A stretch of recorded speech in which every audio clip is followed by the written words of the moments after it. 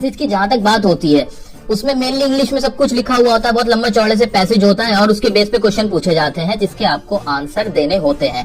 अब मेरे वो दोस्त जिनकी इंग्लिश अच्छी है, जिन्होंने पहले से इंग्लिश को अच्छे से पढ़ा हुआ है, उनको तो कोई ऐसी दिक्कत नहीं आएगी, वो क्वेश्चन पढ़ेंगे, पैसेज पढ़ेंगे और उसका आंसर लिख के आ जाएंगे। लेकिन मेरे वो दोस्त जो गवर्नमेंट स्कूल से आते हैं, जिन्होंने इंग्लिश को इतने अच्छे से नहीं पढ़ा है, उनके लिए क्या उनको अब एग्जाम नहीं देना? क्या वो क्वेश्चन ही नहीं अटेम्प्ट करेंगे? ऐसा तो बिल्कुल नहीं हो सकता। अच्छा, कॉम्प्रिहेंशन पैसेज को करने में दिक्कत क्या आती है? सबसे बड़ी दिक्कत तो ये होती है कि जी हमारी वोकैबुलरी अच्छी नहीं है, हमें टेंसेस नहीं आते और हमें जो अदर ग्रामर है हमारे और चीजें जो बची हुई हैं वो सारी हमें बिल्कुल नहीं आती। ये हमें नहीं आता, ये नहीं आता। क्या इसका मतलब ये है कि अब मैं ट्राई ही नहीं करूंगा, उन क्वेश्चंस को बिल्कुल छोड़ दूं, कॉम्प्रिहेंशन पैसेज को, आंसर मैं बिल्कुल ना लिख के आऊं? क्या ऐसा कुछ करूं? नहीं, बिल्कुल ये ना आते हुए भी ना आप कॉम्प्रिहेंशन पैसेज को बिल्कुल सही करके आओगे, ये बात तो बिल्कुल तय है। बस करना क्या है, जो मैं बता रहा हूँ उसे फॉलो कर लो अच्छे से।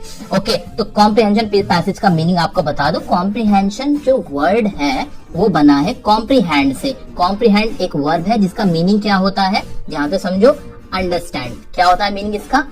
अंडरस्टैंड। और अंडरस्टैंड मतलब हिंदी में अगर मैं बोलूं तो समझना। किसी भी चीज को समझने को क्या बोलते हैं? कॉम्प्रीहेंड बोलते हैं। तो एग्जामिनर हमसे क्या चाहता है? एग्जामिनर चाहता है कि जो उसने 5-7 पैसेज दिए हैं आप उसको पढ़ो, समझो और उसके बेस पे जो क्वेश्चन है उनके आंसर दे दो और वो आपको फुल मार्क्स दे देगा, उसमें कोई दिक्कत नहीं आने वाली।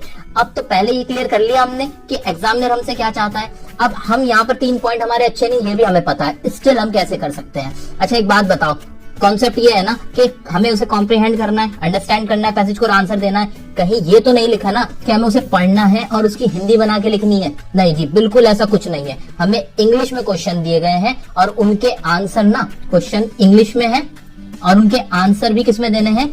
इंग्लिश में ही देने हैं। ये बात तो बिल्कुल क्लियर है, ये बात बिल्कुल क्लियर है। तो फिर डरने की क्या बात है? आओ चलो सीखते हैं कि हम कौन से वो 3 स्टेप्स हैं जिन्हें फॉलो करके कॉम्प्रिहेंशन पैसेज में मैक्सिमम मार्क्स स्कोर कर सकते हैं। ओके, तो स्टेप 1, पहला स्टेप क्या करना है?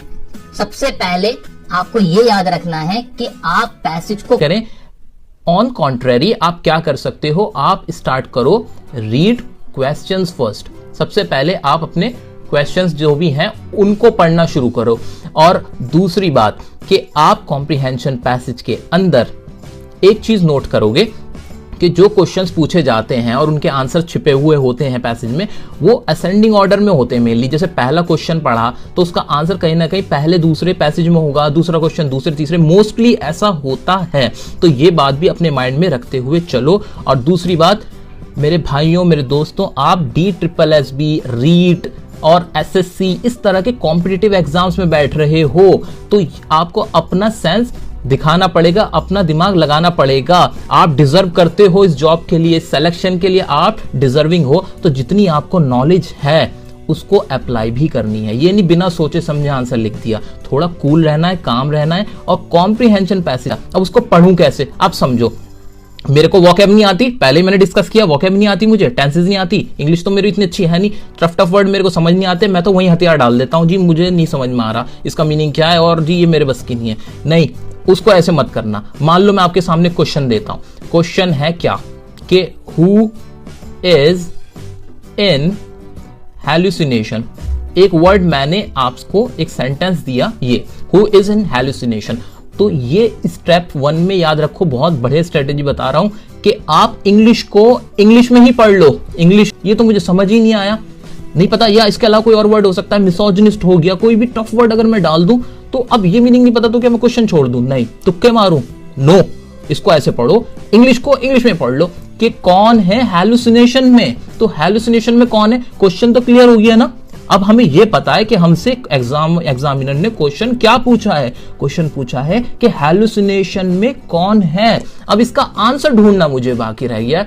तो अब ऑप्शन दिए होते हैं, इसमें दे होते हैं ना जी ऑप्शन 1, ऑप्शन 2, ऑप्शन 3, ऐसे ऑप्शन होते हैं बिल्कुल।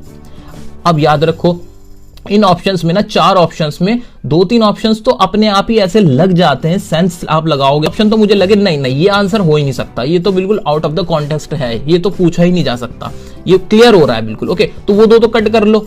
इन केस नहीं हो रहा तो कोई बात नहीं, लेकिन आपको ये भी लगाना पड़ेगा कि देख लो एक बार ऑप्शन पे भी निगाह मार लो। और उसको भी कैसे पढ़ोगे, ऑप्शन को भी वही वाला पुराना रूल कि इंग्लिश को इंग्लिश में पढ़ लो।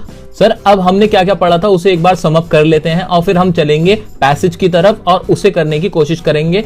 तो हमने पढ़ा कि सबसे पहले एक स्टेप ये याद रखना है कि हमें सबसे पहले पैसेज को नहीं पढ़ना है। दूसरी चीज ये याद रखनी है कि हमें पढ़ना है किसको, क्वेश्चंस को पढ़ना है, जो भी क्वेश्चन हमसे पूछा गया है। और क्वेश्चंस को कैसे पढ़ना है, आखिरी स्टेप ये था, उसे ऐसे पढ़ना है कि इंग्लिश के जो भी वर्ड आ रहे हैं उन्हें इंग्लिश में ही पढ़ लेना है।